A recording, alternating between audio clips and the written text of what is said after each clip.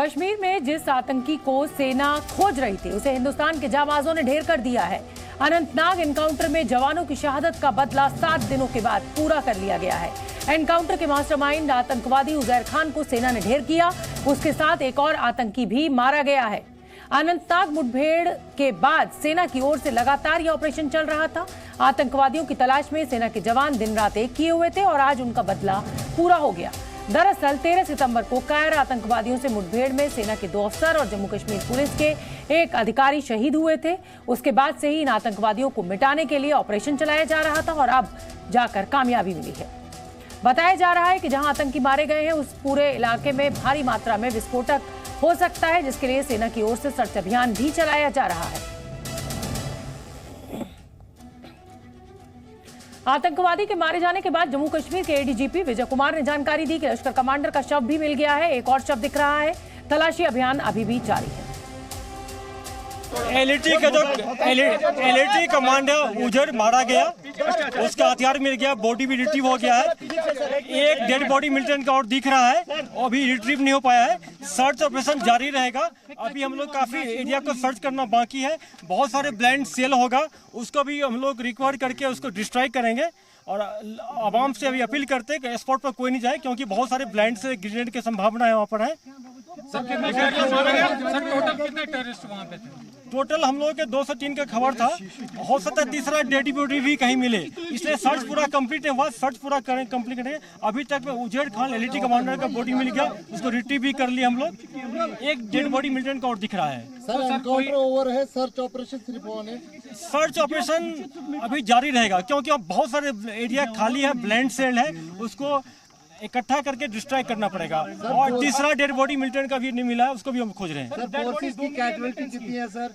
जैसा कि हम सब जानते हैं, हमारे 3 ऑफिसर कलीग शहीद हुए, एक जवान भी शहीद हुए हैं। और इसी खबर पर ज्यादा अपडेट लिए जी न्यूज संवाददाता खालिद हुसैन मेरे साथ अनंतनाग से लाइव जुड़ रहे हैं। खालिद, क्या अपडेट है? तीसरे आतंकवादी की लाश की तलाश इस समय की जा रही है, सर्च ऑपरेशन जारी है और एडीजीपी साहब ये भी बता रहे हैं कि हो सकता है कि वहां पर विस्फोटक हो, इसलिए कोई भी सिविलियन अभी उस इलाके में ना जाए।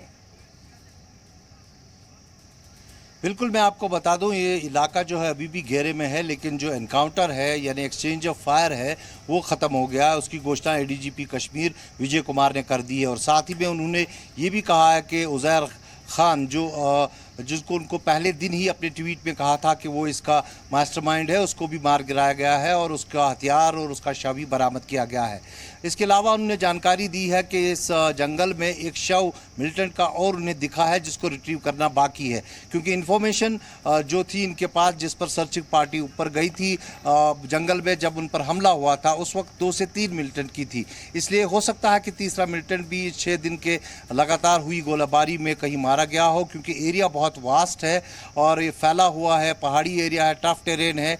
इसलिए अगर उसका शव भी वहाँ पर कहीं है तो उसको भी बरामद किया जाएगा। लेकिन निसंदेह ही आज एक सफल ऑपरेशन का अंत हुआ है, भले ही ये बहुत टाइम तक चला हो। मैं आपको बता दूं 1995 के बाद ये सबसे लंबा ऑपरेशन है जो कश्मीर घाटी में देखने को मिला है। लेकिन खालिद, मेरे मन में सवाल ये है कि इस तरीके से बड़ा नुकसान सेना का भी हुआ है, एक डिप्टी एसपी रैंक के अधिकारी की जान गई है।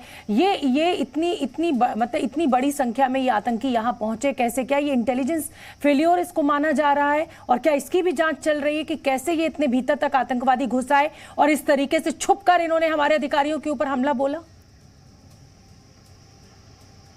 देखिए, निसंदेह इसकी भी इंटरनल इंक्वायरी जरूर होगी, क्योंकि जो पहली पार्टी गई है उसमें कर्नल, मेजर और डिप्टी सुपरिटेंडेंट जो एसएसजी के थे और उनके साथ कुछ ही जवान थे, जिनको टिप ऑफ के बाद वो इस इलाके में गए थे जहां पर मिलिटेंट छुपे हुए थे। तो प्रॉपर कॉर्डन ऑफ क्यों नहीं किया गया, एसओपीज फॉलो क्यों नहीं किए गए, इस बात की इंटरनल इंक्वायरी निसंदेह होगी।